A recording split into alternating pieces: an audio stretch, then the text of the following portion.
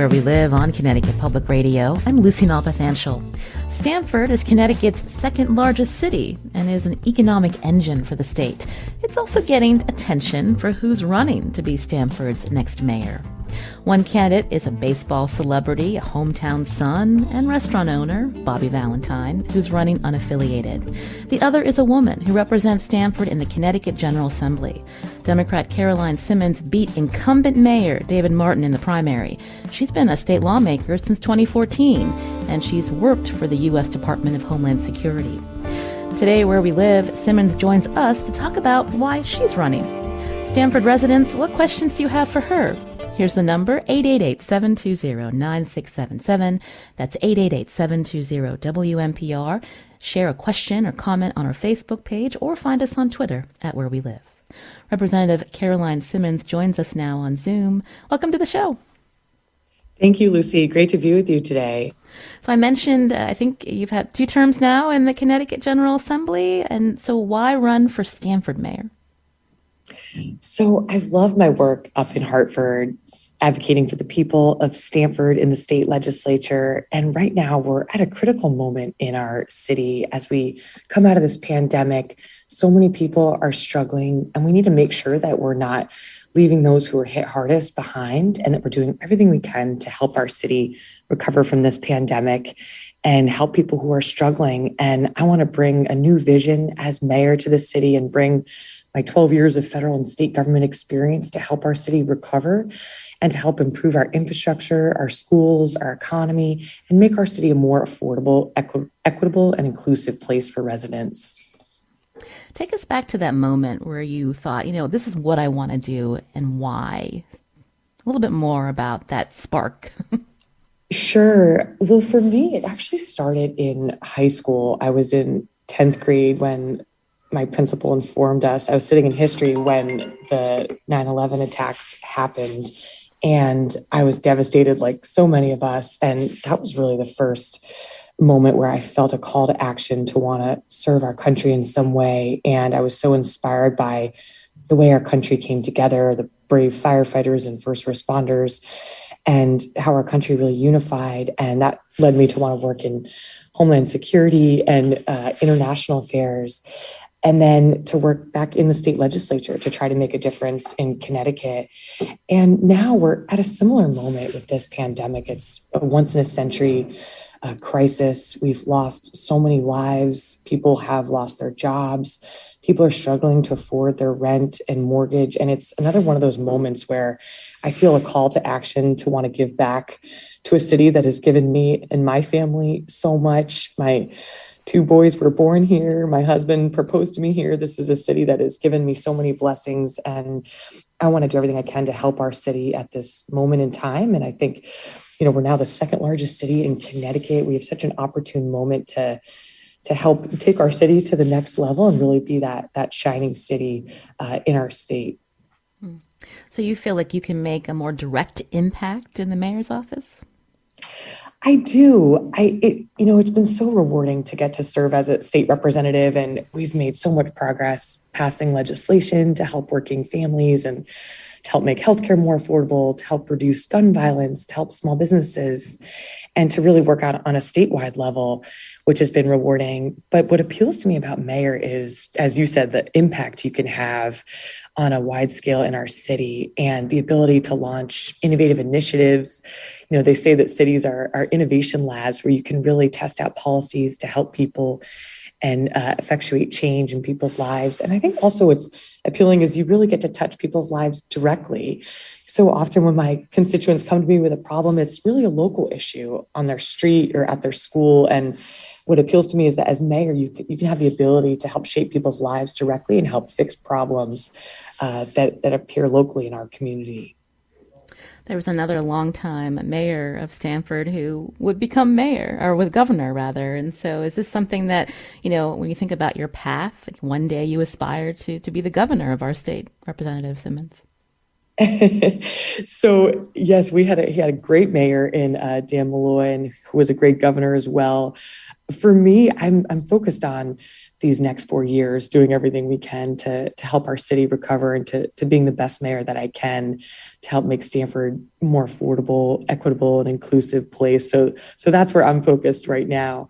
But we've certainly had a great tradition of strong mayors and executive leaders. But I'm focused for the next 4 years on making a difference in Stamford to help people who are struggling. If you're elected, would you be the first woman mayor in the city? I would be the first woman. And So that it's, must be something, yeah, when you think about who your mentors are and what that would mean for many people who are watching. sure. And, it's been such an honor to serve in the legislature with women who have broken barriers, women like my colleague, Senator Patricia Billy Miller, who is the first woman to hold her state Senate seat, the first woman of color to hold her state Senate seat. And she's been a mentor and an inspiration to me. And then I think about women across our city who are fantastic leaders, women like Kathy Szilard, the CEO of Stamford Hospital, women like Fran Pastore, who's the head of the Women's Business Development Council. There's amazing women leading our city and amazing women across our state, women like Lieutenant Governor Susan Beiswitz, and so many others. And so it would be a tremendous honor to be the first woman, but most importantly, I want to be the best mayor that I can to do a good job, to deliver results for the people of Stamford. But no question, it would be unique to have that historic moment and to hopefully try to be an inspiration to other women. And one of my favorite things on the campaign trail is talking to students and young girls in our school and just seeing them getting excited about public service. And I hope to serve in some way, even on this campaign, as an inspiration to young people in our city, that they can be anything they want to be and that they can get involved and make their voice heard. Mm-hmm.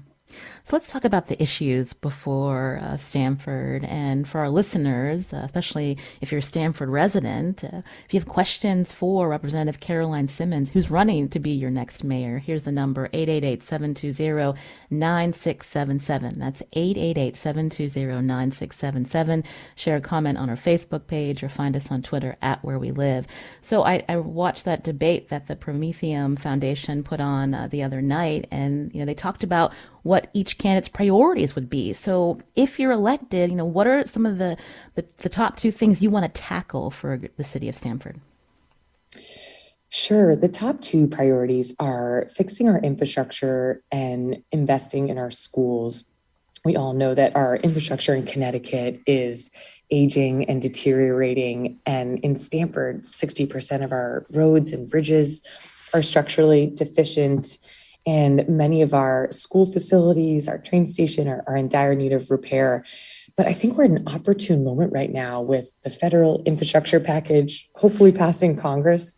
Any day now, Connecticut can expect to receive over $5 billion in infrastructure funding. And so I want to be ready on day one as mayor to capture that funding so that we can fix critical infrastructure projects in our city, like the West Main Street Bridge, like our train station, like our school facilities, and just making our roads and sidewalks better to make our city more connected and walkable.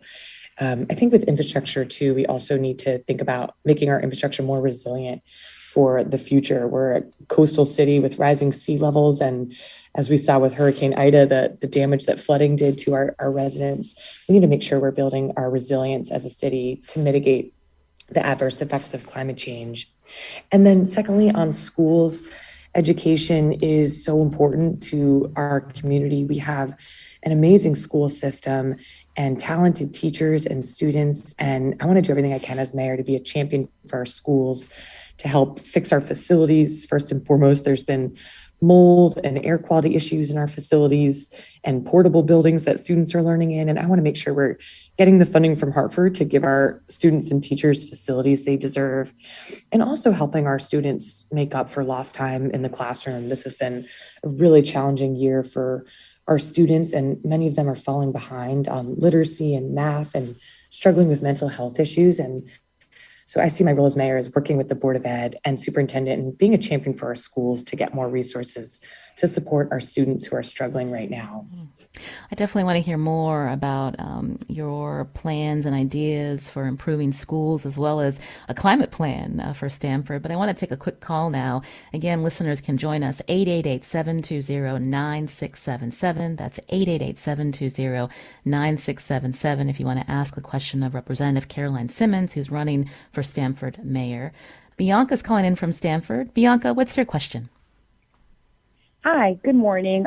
My question is to the candidate, Caroline Simmons, is what are the two ways you plan on tackling the lack of access to affordable housing in Stamford in the next 4 years?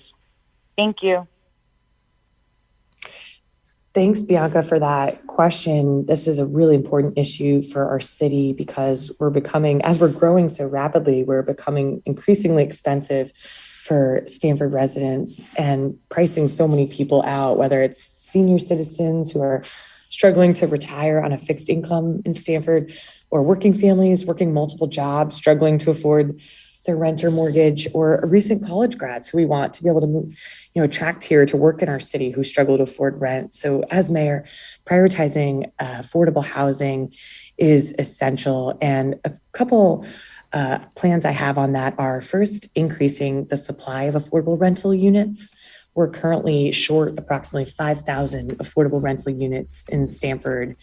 And we're building so many luxury high rises, which not everyone can afford. So making sure that we're bringing in different types of developers who can build more affordable rental units for residents. Secondly, promoting workforce housing in our city.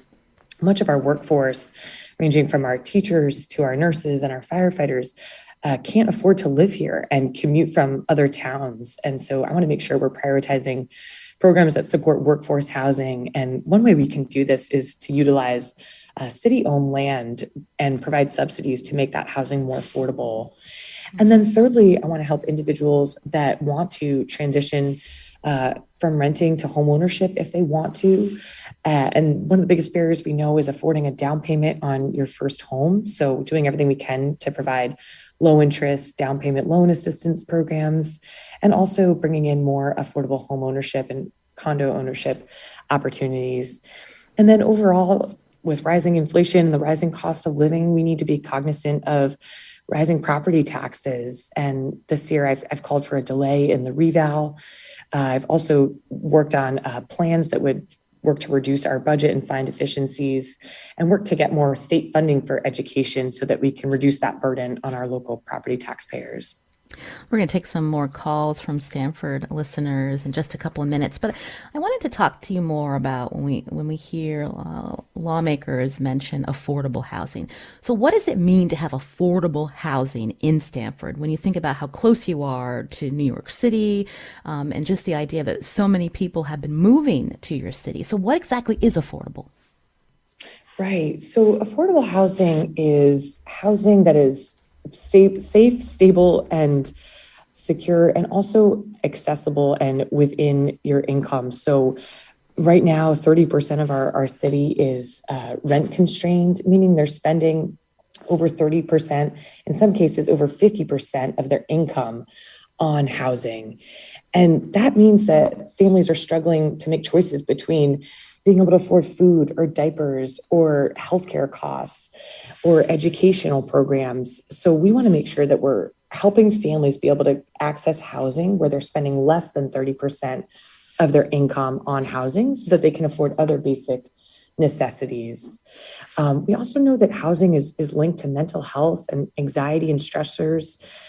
During this pandemic, so many residents were struggling to afford their rent and mortgage, which is why we fought for rent and mortgage relief up in Hartford, and why we pushed to extend the eviction moratorium. But we know with that being lifted that there's going to be anxiety and stressors facing families. And we know that housing insecurity is linked to lower mental health levels, lower employment levels, and all sorts of issues. So doing everything we can to make housing more affordable means helping families access housing where they're spending less than 30% of their income on housing, and where they have stable housing, where they're not going to be worried about being able to pay their rent or mortgage or being evicted. I understand you've lived in Stamford for some time. So if I'm a young professional moving into the city, or even, part of a young family, I mean, how much does rent cost in the city of Stamford? It is astronomically high right now.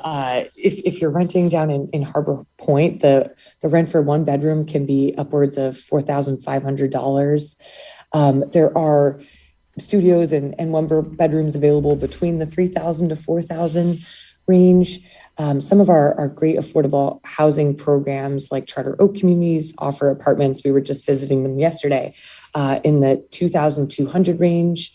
But the below market rate program is a great example of a program that requires developers to set aside 10% of their housing units at a below market rate, which usually is about 50% of the area median income, which is over $70,000. So those rents can be below 2,000, but still across the board, it is extremely expensive to rent or afford to own a home in Stamford, especially compared to, if you go up the line in Connecticut, it can be much more affordable. So we need to do everything we can to work to provide more subsidies and control the cost of rising rents and mortgages. Renters became a focus recently in a story from Hearst, Connecticut. Journalist Dan Haar uncovering a video clip of your opponent, Bobby Valentine, making comments about renters. Quote, "If you're not owning, you're not caring." And then he goes on to say, renters, quote, "are not leaving the community better than when they got here." And so what have you heard from that? What was your response? I was really disappointed and disheartened by his remarks, and I heard so many concerns and complaints from residents who heard his comments, because essentially what he's saying is that if you're not owning in Stamford, you don't care about our city. And not only is that divisive and toxic, but it's offensive to the 50% of our population who are renting. 50% of Stamford residents are renting, and the majority of them can't afford to buy a home. And so why would we demonize them if they can't afford to buy a home? We want to make our city a more welcoming and inclusive place, and to understand that so many people are struggling right now. I knock on doors all the time. I talk to renters who are teachers, who are nurses, who are students, and they do so much for our city. They give back every day. There's members of our legislative delegation who are renting. And to suggest that these hardworking individuals don't care about our city is really offensive, and it sends them a message that they're not welcome here. And so as mayor, I'm going to be a more uniting, inclusive leader who's going to be welcoming to all people in our city, whether you're renting or you're owning. And of course, if individuals want to transition to homeownership, we should absolutely help them. I just don't want to be demonizing people that can't afford to get there. And I want everyone to know that you're welcome in our city, whether you're renting or you're owning. You're hearing Representative Caroline Simmons, who's running for Stamford mayor. You can join us at 888-720-9677 if you have a question for her. Alan's calling in from Stamford. Go ahead, Alan. Oh, doesn't look like Alan's there, but the question he had, I can paraphrase it. He wants to know how you would renovate the building department. It's much needed. Yes, this is a complaint I hear from residents often, whether you're trying to get a permit from the building department to renovate your home, or a business trying to get a permit. The wait time can often be over a year, up to 18 months, which is extremely frustrating for residents and businesses. And it also hinders growth and economic development and jobs. For every business that it takes 18 months to get your permit to start up, that's a delay in jobs for our community. That's a delay in economic development for our city. So as mayor, I want to work on two initiatives. First, I want to create a fast track program for homeowners who want to renovate their home. Something as simple as if you want to renovate your deck or expand your home, the process shouldn't take that long. So I want to work to streamline that process for homeowners and create a fast track system. And then secondly, I want to create, similar to what we did in Hartford, I want to create a small business express program for entrepreneurs and small businesses who are looking to start up a business in Stamford or expand their business, and provide a streamlined opportunity for them to get through our building department and get the permits and licensing that they need to start up their business in a more efficient way.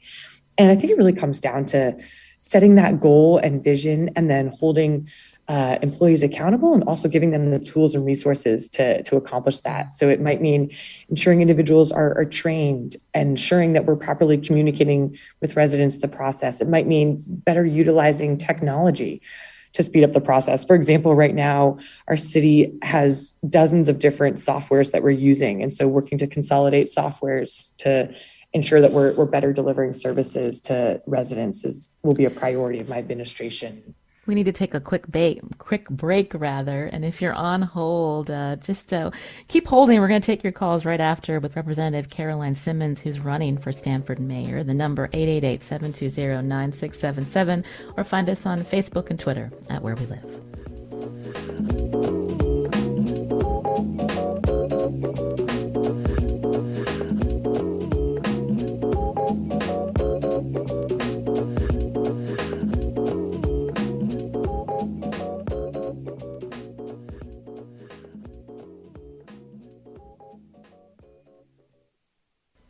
This is Where We Live on Connecticut Public Radio. I'm Lucy Nalpathanchel. Stamford residents, this show is for you today. We're diving into the Stamford mayoral race with my guest, State Representative Caroline Simmons, who's running for Stamford Mayor.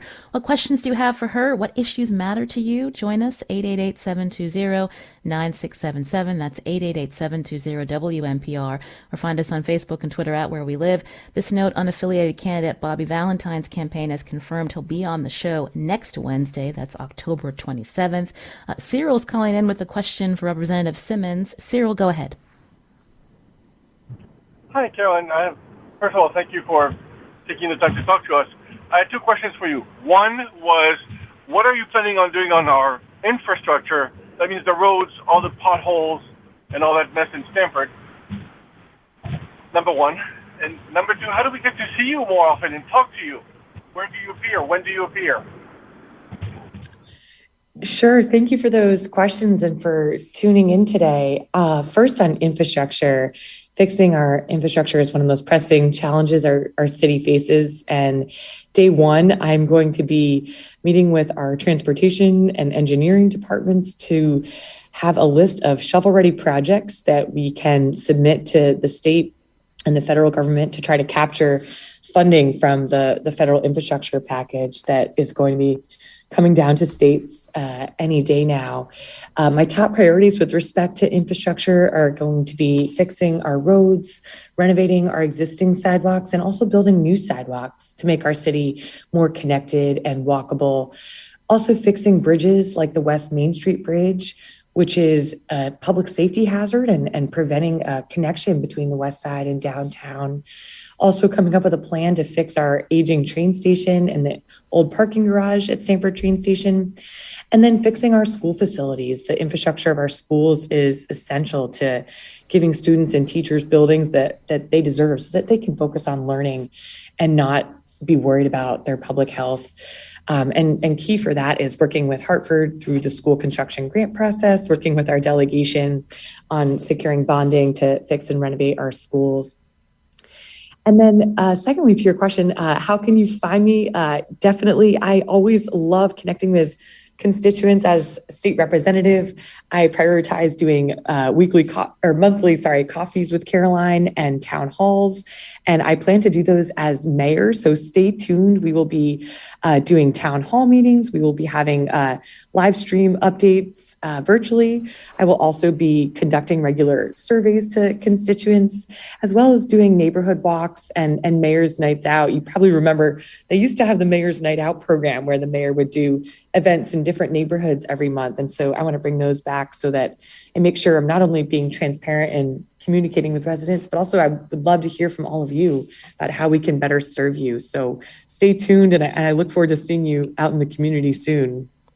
Here's the number to ask the question of Representative Caroline Simmons, 888-720-9677, or find us on Facebook and Twitter at Where We Live. Jake, keep holding. I'm going to go to you next, but I wanted to talk with you about your opponent, Bobby Valentine. He's someone born and raised in Stamford. He's a name that people recognize because of his Major League Baseball days, and I understand he has the endorsement of the teachers union in Stamford, also the police union. And so talk about this campaign, and do you feel like even though you've been the state rep for several years, that, it's been an uphill battle for you to put your message out there of why people should want to vote for you?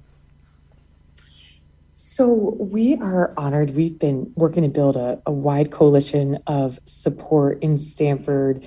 We've been honored to get endorsements from SCIU, from the Stamford firefighters, from a number of other labor unions, as well as groups like the Connecticut Realtors. And we actually just were honored to get President Obama's endorsement today, which just came out. We can't forget that. So we are really excited.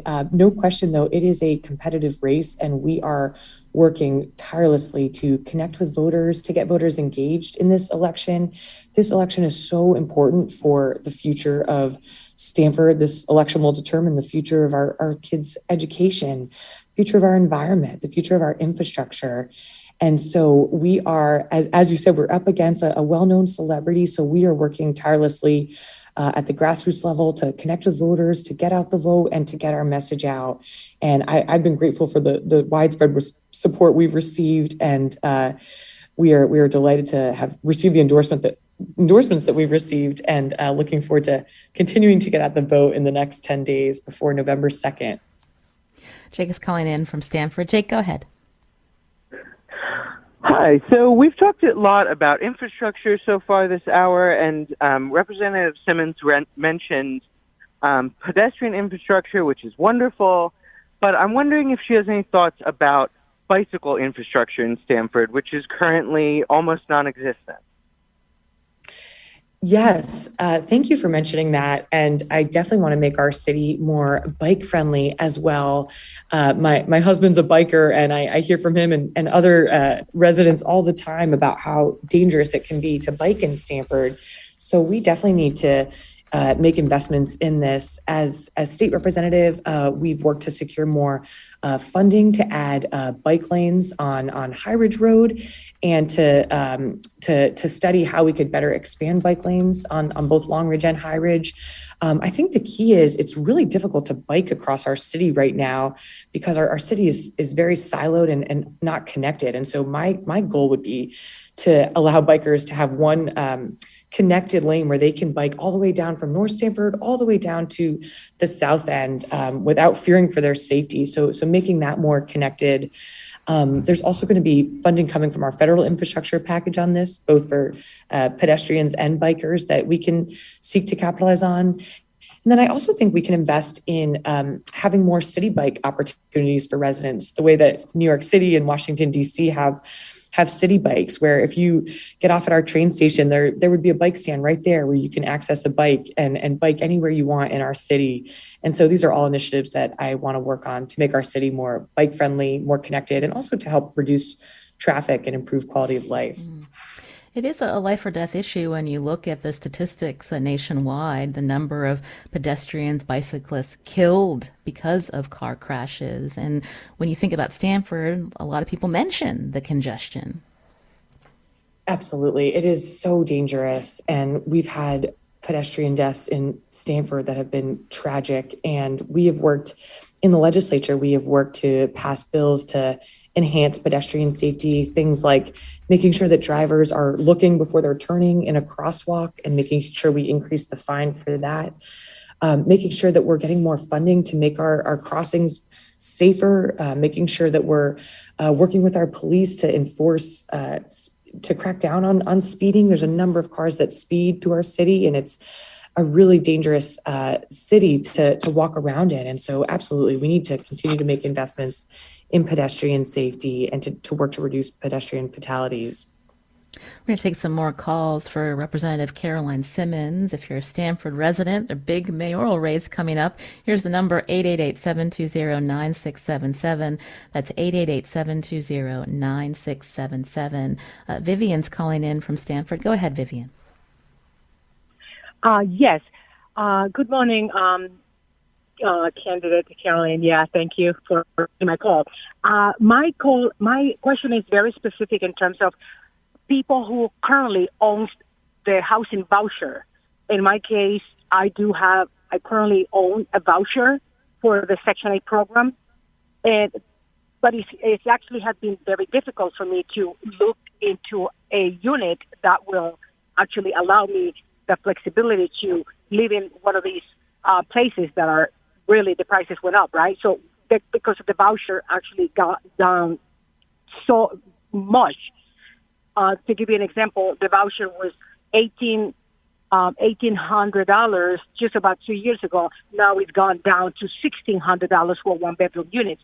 So it's difficult for people to go shop around in this so much inflated market, housing market, to be able to afford. What can you do? What would you be working on in terms of the housing authority in Hartford to disperse money into the community so people, like in my case, will not necessarily be affected by this shortage, if you will? Does that make sense? Good question, Vivian. Go ahead, Representative Simmons. Yeah, thanks for that question, Vivian. And I share your concern. I've heard a number of complaints from residents about what you're saying in terms of the reduction in the housing voucher. And also I hear from residents that will reach out to apartment buildings and mention that they have Section 8 housing voucher and the apartment building will deny them access, even though they're supposed to be providing access to an affordable apartment. So I think it's twofold.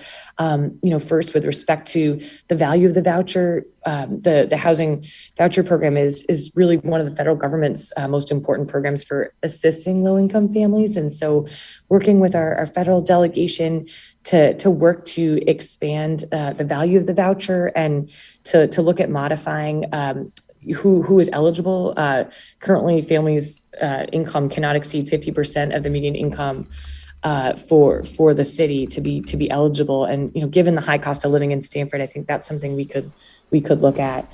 But then also making sure we're holding developers accountable, when individuals are calling with a Section 8 voucher, to be making sure that they are following their requirements and following the law to provide available housing if someone has a Section 8 voucher. So thank you for that question, and would love to stay in touch and happy to help you in any way that I can in Stamford with finding more affordable housing.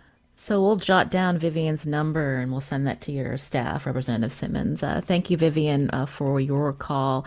Allie wants to ask you about the economy. Go ahead, Allie. Hi, Caroline. You said earlier that you plan to direct money into Stamford. How specifically will you advance our economy within the context of supporting the fast growth of our city? Sure. So as co-chair of the Commerce Committee, we've worked really hard to help our economy grow in several ways by first making it easier to start a business in Connecticut. We created the one-stop shop portal to streamline the permitting process at the state level. We also expanded the Small Business Express program to provide access to capital for small businesses, and particularly women and minority-owned businesses who we know struggle to access capital at the same rates. And then we've also launched the Made in Connecticut program to champion locally made products and jobs, and have implemented workforce development programs at the statewide level. And these are all the kinds of initiatives that I want to bring to Stamford as mayor to champion our economy. I want to launch a COVID-19 recovery grant fund for small businesses who we know had to take on so much debt during this pandemic to help them survive. I want to launch a workforce development jobs training program to help the 6% unemployment rate, to try to reduce our unemployment rate and help unemployed individuals get job training so they can get access to high-paying job opportunities.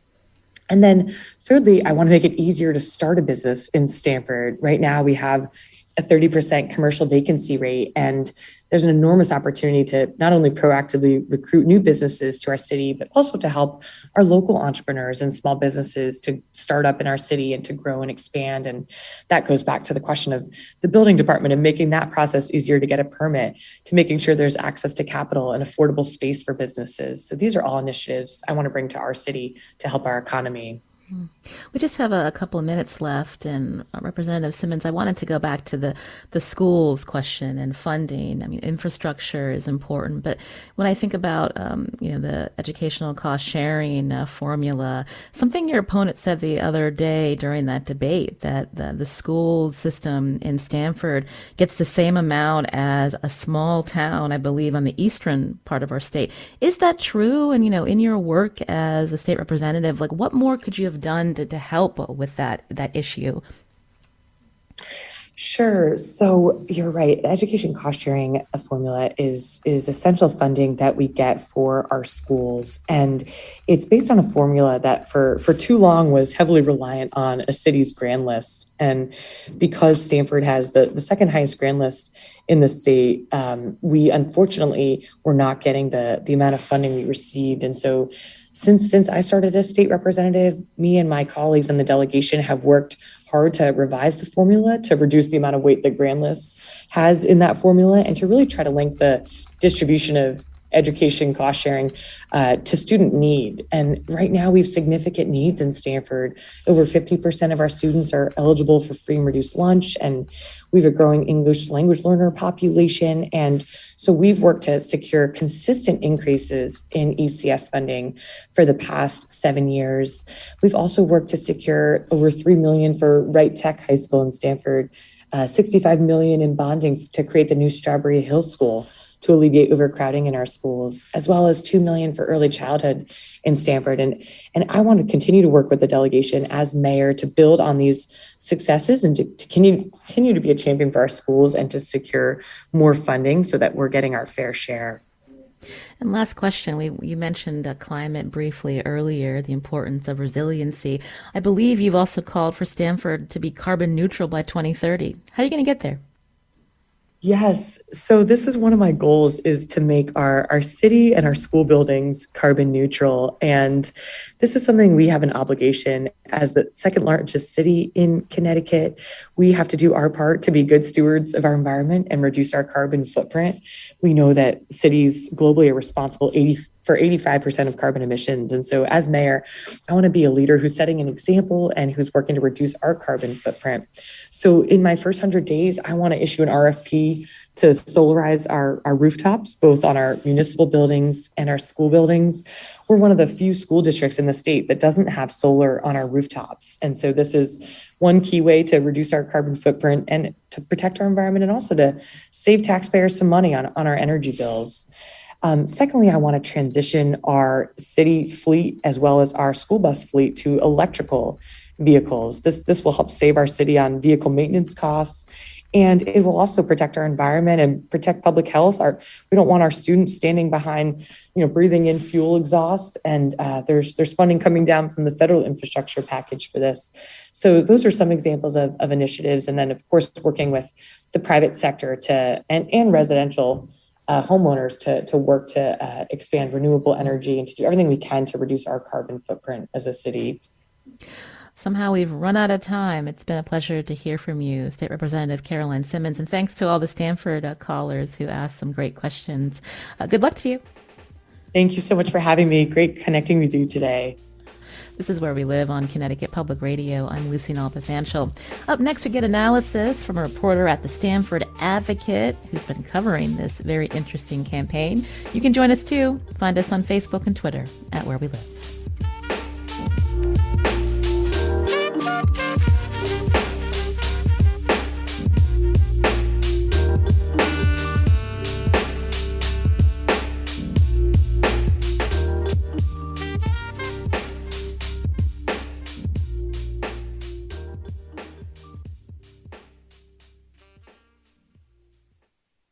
This is Where We Live on Connecticut Public Radio. I'm Lucy Nalpathanchel. We just heard from Democratic State Representative Caroline Simmons, who's running for Stamford mayor. My next guest has been covering this race. On Zoom with us, Brianna Gurciullo, politics reporter at the Stamford Advocate. Brianna, welcome to the show. Hi, thanks for having me. Interesting race for many reasons, but first I wanted you to respond to what you heard. Also an interesting array of questions from Stamford listeners about issues that matter to them. Yeah, so I think definitely my takeaway was this kind of confirmed for me the issues that voters in Stamford really care about. And, that includes housing and the affordability of housing, rising housing costs, infrastructure, getting around the city, whether it's by car or bike or walking. And it actually, so a little bit of a shameless plug. As this race has been going on, we interviewed both candidates and talked about all of these issues. We talked about housing, infrastructure, how they would handle the COVID pandemic, how they would handle mold in the schools. That's also another huge issue for voters is education and the school buildings. And we kind of paired up the interviews and tried to lay out their priorities. And you can find that on the Stamford Advocates website under our mayoral election page. Well, plug away, Brianna. Well, definitely a good resource for Stamford residents. So talk about some of the themes that you've seen come out of this campaign. Obviously, Bobby Valentine, he's a baseball celebrity. And then you've got Caroline Simmons. I believe she's in her mid-30s. Definitely generational differences in these candidates. And how's that playing out in the campaign? Yes, definitely generational differences. It's not, I've described it as not your average mayoral race in Stamford. I mean, first you have Caroline Simmons, obviously, who defeated a two-term incumbent who's been involved in Stamford politics for decades. And then, yes, on the other side, you have Bobby Valentine, who is a celebrity. But I think it's important to understand as well that, he's not just a baseball star, but he also was born and raised in Stamford. That's something he's emphasized very much during his campaign. He has said that he's always come back to Stamford no matter where he was in his career. He opened a restaurant in Stamford in the 80s downtown, and that restaurant moved to a different street, but still exists, still has his name. He has a sports academy as well that has his name. He's really involved, as he said, in charities across the city. So people know him. He's a hometown legend. So it's more than just his sports career. He's very well known in Stamford itself as being a part of Stamford. So it's a really interesting matchup because Caroline, she's been a state representative since 2015. And her emphasis in the campaign has been, I'm the one who has this years of federal and state government experience. I know how to navigate federal and state governments.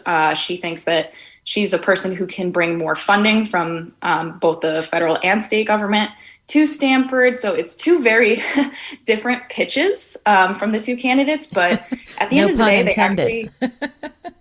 Sorry, I was just going to say at the end of the day, they just have really similar priorities, actually.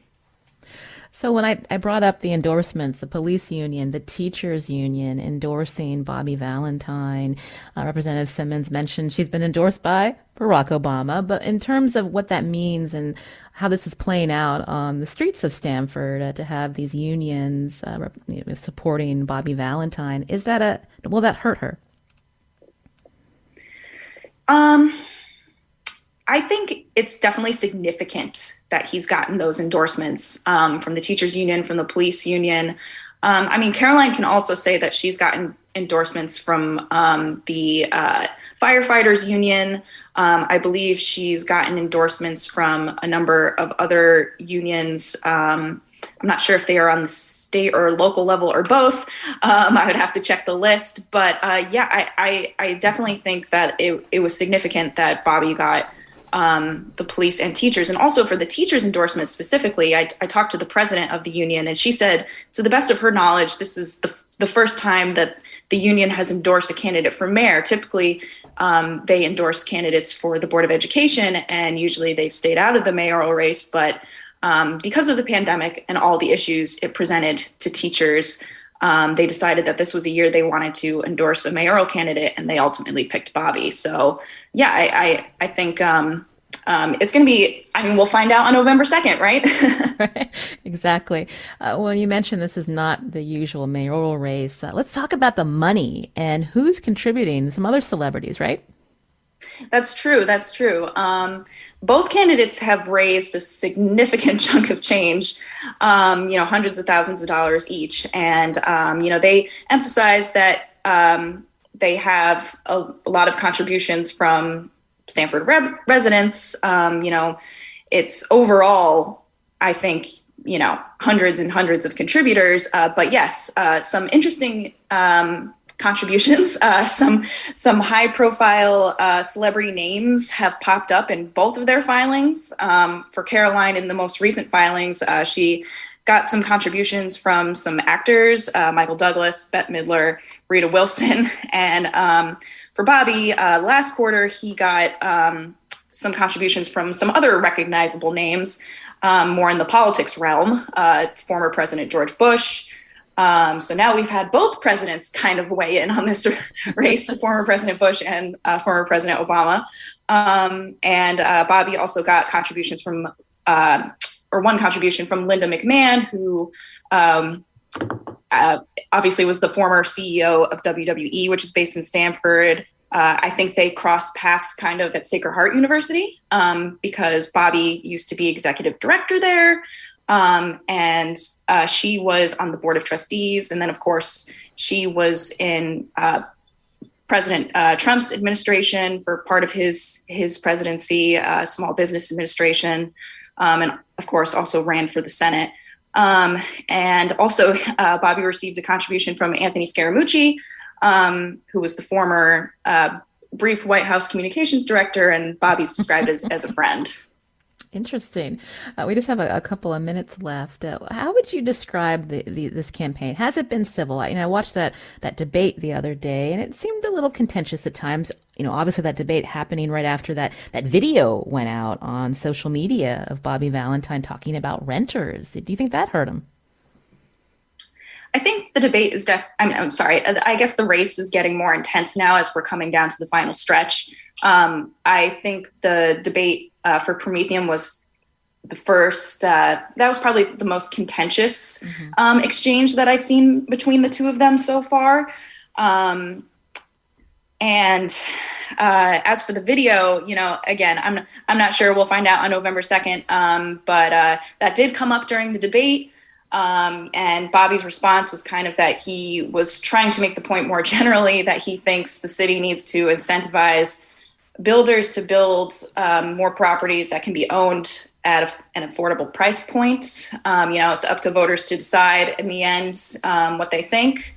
But actually, it's kind of funny that a few hours before the debate, both candidates actually signed a pledge promising to run a positive campaign going forward, and whether or not all the statements made during the debate were positive or not, we'll leave that up to voters. Right. Before we run out of time, Brianna, when you think about turnout for local elections, not always high, but do you think there's momentum from what you're hearing that people are going to turn out on November 2nd in Stamford? Yeah, it's interesting. The Democratic primary between Caroline Simmons and David Martin, it's about 21% turnout, I believe is what it was. I think it's safe to expect that the turnout for the general is going to be bigger. I've talked to a political science expert who kind of pointed out that, just from Bobby's name, this is drawing more attention and probably more people are aware of it. And that in itself could bring people out. And I also know that, since COVID, absentee ballots, you can use COVID as a reason to vote by absentee ballot. And from what I understand, thousands of absentee ballots have already gone out. So I think this is gonna be it'll be interesting to see how this turnout compares to past years for sure. Right. Well, Brianna Gurciullo, politics reporter for the Stamford Advocate, thank you for your time today. We really appreciate the context, and our listeners can check out all those great reports on the Stamford Advocate. We'll link to some of them. Today's show, produced by Sujata Srinivasan. I'm Lucy Nalpathanchil. Thanks for listening.